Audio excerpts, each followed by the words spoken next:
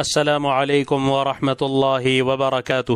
الحمد للہ وحدہ والصلاة والسلام علی من لا نبی بعدہ، اما بعد۔ بھائیوں، ذی الحجہ کے مبارک مہینے کی ایک بڑی عبادت تکبیر تشریق ہے۔ اللہ اکبر، اللہ اکبر، لا الہ الا اللہ واللہ اکبر، اللہ اکبر وللہ الحمد۔ یہ تکبیر تشریق 9 ذی الحجہ کی فجر سے لے کر 13 ذی الحجہ کی عصر تک ہر فرض نماز کے بعد پڑھنا واجب ہے۔ چند باتیں ان تکبیر تشریق سے متعلق پیش خدمت ہے۔ اول، ایام تشریق اس سال کون کون سے ہیں؟ تکبیر تشریق کب سے کب تک پڑھنا ہے؟ اصل میں اس وقت سوشل میڈیا پر ایک عالم دین کی ویڈیو بہت زیادہ وائرل ہو رہی ہے، گردش کر رہی ہے، جس میں جمعرات کی فجر سے تکبیر تشریق کے پڑھنے کو بتلایا گیا ہے۔ حقیقت یہ ہے کہ وہ ویڈیو گزشتہ سالوں میں سے کسی سال کی ہے، جس کی وجہ سے کافی لوگ کنفیوز بھی ہو رہے ہیں، تذبذب کا شکار بھی ہو رہے ہیں، اور اکثر لوگوں کی طرف سے یہ سوال بار بار پوچھا جا رہا ہے کہ تکبیر تشریق کب سے کب تک پڑھنی ہے۔ تو اچھی طرح سمجھ لیں کہ اس سال 1441 ہجری بمطابق 2020 عیسوی 2020 میں ہندوستان میں 9 ذی الحجہ جمعہ کے دن ہے اور 13 ذی الحجہ منگل کے روز ہے۔ اس اعتبار سے ایام تشریق جمعہ سے لے کر منگل تک ہے۔ تکبیر تشریق اس سال 1441 ہجری بمطابق 2020 عیسوی میں جمعہ کی فجر سے شروع ہو کر منگل کی عصر تک ان 5 دنوں کی 23 نمازوں میں ہر فرض نماز کے بعد بآواز بلند ایک مرتبہ اس تکبیر کو پڑھنا واجب ہے۔ مفتیان کرام فرماتے ہیں کہ باجماعت نماز پڑھنے والے اور تنہا نماز پڑھنے والے اس میں برابر ہیں۔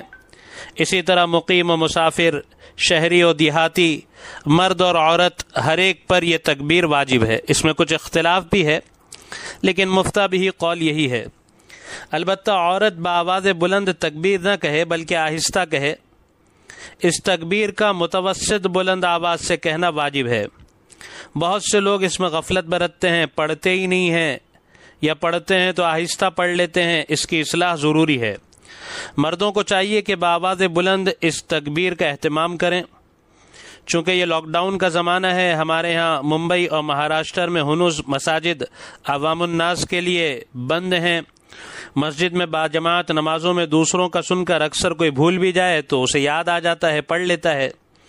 اب چونکہ ہمارے ہاں مسجدوں میں باجماعت نمازوں پر اب تک پابندی ہے، اس لیے خوب خیال رکھیں کہ ان ایام تشریق میں کہیں ایسا نہ ہو کہ ہم ان تکبیرات سے غافل ہو جائیں، ان تکبیرات کو بھول جائیں اور یہ واجب ہمارے ذمے باقی رہ جائے۔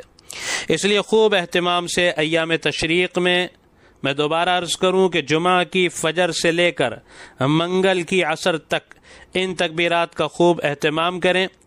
جب عید کی نماز کے لیے جائیں تو اس وقت نماز کے لیے جاتے ہوئے بھی بلند آواز سے تکبیر تشریق پڑھتے ہوئے جانا مسنون ہے۔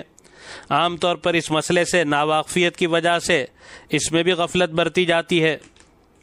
یہ تو واجب سے متعلق میں نے بات عرض کی۔ اس کے علاوہ پورے عشرہ ذی الحجہ میں تکبیر کہنا مستحب ہے، سرن بھی جائز ہے اور جہرن بھی۔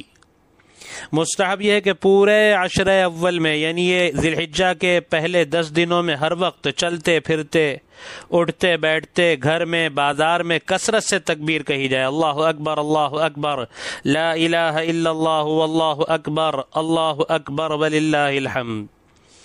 ایسا لگتا ہے کہ ان دنوں میں اللہ تبارک و تعالیٰ کو یہ مطلوب ہے کہ اس کی کبریائی خوب بیان کی جائے اور مسلمانوں کے محلے، گلی کوچے تکبیر خداوندی سے معمور ہو جائیں۔